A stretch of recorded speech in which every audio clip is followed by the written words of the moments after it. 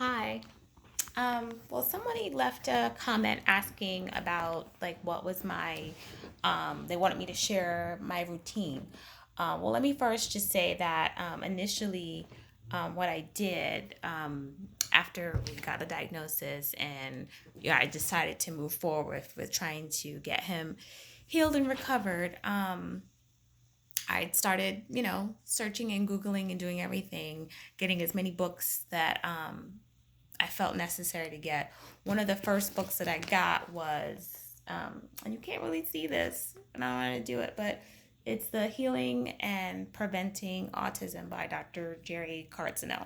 Now, on the cover, you see Jenny McCarthy on there, and I know people have, things to say about her, but when I tell you this book was like a perfect little guide and it just kind of walks you through everything, and it was able to identify all the different symptoms and explain why they were happening or what that really meant. So it had like a great glossary, a great kind of like what do you call it, like a table, if you will, but it had like a table chart and it was like a behavioral and remedy chart.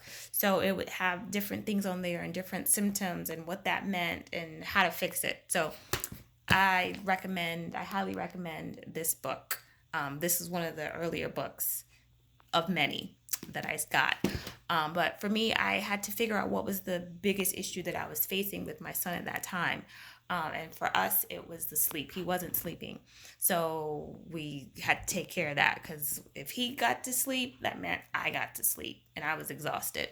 So I went ahead and I started doing Epsom salts baths. So we did that every single night without fail. We did Epsom salt. And then we also started him on melatonin. And the melatonin, between the two of them, it helped him fall asleep. The first night we did the Epsom salt by itself, he slept through the night. And he went down easy and he stayed down. And then the melatonin, we added that in and he did that for like a year. And then eventually we were able to wean him off of the melatonin altogether. And now he just gets Epsom salts baths every night. And sometimes I take a bath with him too, because sometimes it's one of those days. But it really just helps, the magnesium, it absorbs through the skin, it helps calm, it just helps your body relax and it helps and it promotes sleep. So we do that. And then the second thing on my list was I kept reading and hearing that he needed to have education. We needed to get those things back that he had lost. And at that point, he wasn't speaking. So we needed to get language and communication back down. So I went ahead and I put him in a daycare, like a school daycare.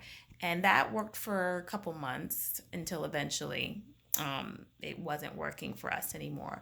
So we pulled him out of there, and shortly thereafter, our insurance was able to get us ABA therapy. So we started ABA therapy on him hard. So he did about four hours a day, 5 days a week. And I mean that's a lot for a 2 year old. So he was getting everything. And then so he did that. And then the third thing that I tackled was his diet. So I went hardcore cold turkey. I cut out wheat, dairy, and soy. Everything, if it didn't have a gluten free or a dairy free label on it, I didn't touch it. Now, granted, I made some mistakes in the beginning because when you're trying to change the way you eat and the lifestyle that you've been living, and what's available out there to you, it's not always affordable. But like I said, I made those changes and I went straight ahead and I did all of it. But somebody else, depending on their journey, they may need to kind of do it in steps. They may need to just, let's change up our breakfast routine, but keep lunch and dinner the same. Or they may say, hey, let's just change up.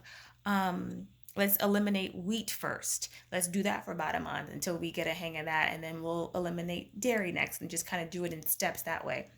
Either way, it's fine. It's whatever works for you, just as long as you start doing that. So those are the three things that I did. I did sleep. I started working on getting him stimulated educationally and getting him back into learning and trying to get that language back from him that he had lost.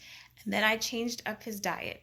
So those are the places where I would start initially, going that. But like I said, that was what I had to do and what helped me. So don't forget to like and subscribe, hit the bell, and that way I can continue to add more content. I can share with you guys more of what we've been doing. Thank you.